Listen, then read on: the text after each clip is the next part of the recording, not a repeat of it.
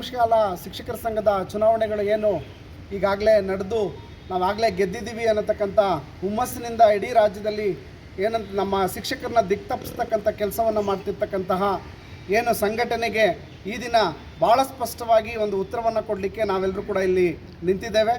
ವಿಶೇಷವಾಗಿ 29ರ ಸಂಜೆಯೇ ಸಿಕ್ಕಂತಹ ತಡೆಯಾಜ್ಞೆಯನ್ನು ಧಿಕ್ಕರಿಸಿ 1ನೇ ತಾರೀಕು ಏನು ಚುನಾವಣೆಯನ್ನು ಈಗ ಇಡೀ ರಾಜ್ಯದ ತಾಲೂಕು ಹಂತದ ಪದಾಧಿಕಾರಿಗಳ ಆಯ್ಕೆಯನ್ನು ನಾವು ಮಾಡಿದ್ದೀರಿ.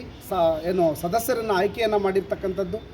ಜೊತೆಗೆ ಅದರ ತಡೆಯಾಜ್ಞೆಯನ್ನು ಮತ್ತೊಮ್ಮೆ ನಾವು ಸಿವಿಲ್ ನ್ಯಾಯಾಲಯದಲ್ಲಿ ಅದರ ಸಂಬಂಧಿತವಾಗಿ ನಾವು ಮತ್ತೊಮ್ಮೆ ತಡೆಯಾಜ್ಞೆ ಮತ್ತು ಆದೇಶವನ್ನು ತರಲಿಕ್ಕೆ ನಾವು ಸಫಲರಾಗಿದ್ದೇವೆ.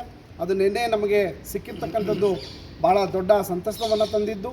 ಜೊತೆಗೆ ಈ ದಿನ 4ನೇ ತಾರೀಕು ಇಡೀ ರಾಜ್ಯದ ತಾಲೂಕು, ಜಿಲ್ಲಾ ಮತ್ತು ರಾಜ್ಯ ಹಂತದ ಪದಾಧಿಕಾರಿಗಳ ಆಯ್ಕೆಯನ್ನು ನಡೆಸ್ತಕ್ಕಂಥ ಪ್ರಕ್ರಿಯೆಯನ್ನು ಚಾಲನೆ ಕೊಟ್ಟೇ ಇದ್ದೀರಿ.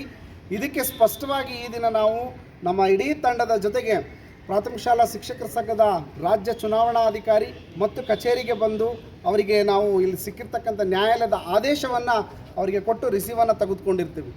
ಬಹುಶಃ ಇದು ನ್ಯಾಯಾಂಗದ ಉಲ್ಲಂಘನೆಯ 2ನೇ ಹಂತ ಅಂತ ನಾನಾದರೂ ಅನ್ಕೋತೇನೆ. ಇದಕ್ಕೂ ಉತ್ತರಿಸ್ತಿದ್ದಂತಹ ಪಕ್ಷದಲ್ಲಿ ಬಹುಶಃ ಇಲ್ಲಿ ನಾನು ಭಾಳ ಕಳಕಳಿಯಿಂದ ಗೆದ್ದಂಥ ಎಲ್ಲ ಪದಾಧಿಕಾರಿಗಳಿಗೆ ಮನವಿ ಮಾಡ್ತೇನೆ. ಬಹುಶಃ ನಿಮ್ಮ ತಾಲೂಕು ಹಂತದಲ್ಲಿ ಯಾವುದೇ ಚುನಾವಣಾ ಪ್ರಕ್ರಿಯೆಯಲ್ಲಿ ನೀವು ತೊಡಗದೇ ಇರೋದು ಬಹಳ ಒಳ್ಳೆಯದು ಅಂತ ನಾನಾದರೂ ಭಾವಿಸ್ತೇನೆ. ಯಾಕಂದರೆ ಸ್ಪಷ್ಟವಾಗಿ ನಮ್ಮ ನ್ಯಾಯಾಲಯ ಆದೇಶವನ್ನು ಮಾಡಿರುತ್ತೆ. ಬರೀ ತಡೆಯಾಜ್ಞೆ ಅಲ್ಲ, ಜೊತೆಗೆ ಆದೇಶವನ್ನು ಮಾಡಿರುತ್ತೆ.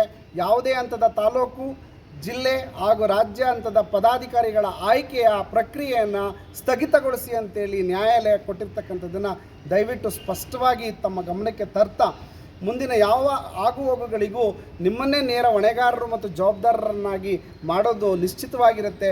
ಆ ಕಾರಣಕ್ಕಾಗಿ ಈ ಒಂದು ಪ್ರಕ್ರಿಯೆಯಿಂದ ನೀವು ದೂರ ಇರಿ ಅಂತ ನಾನು ಮನವಿಯನ್ನು ಮಾಡ್ಕೊತ ಚಂದ್ರಶೇಖರ್ ಆರ್ಯೆ, ಪ್ರಧಾನ ಕಾರ್ಯದರ್ಶಿ, ದಕ್ಷಿಣ ವಲಯ, ಮಂಡ್ಯ ತಾಲೂಕು.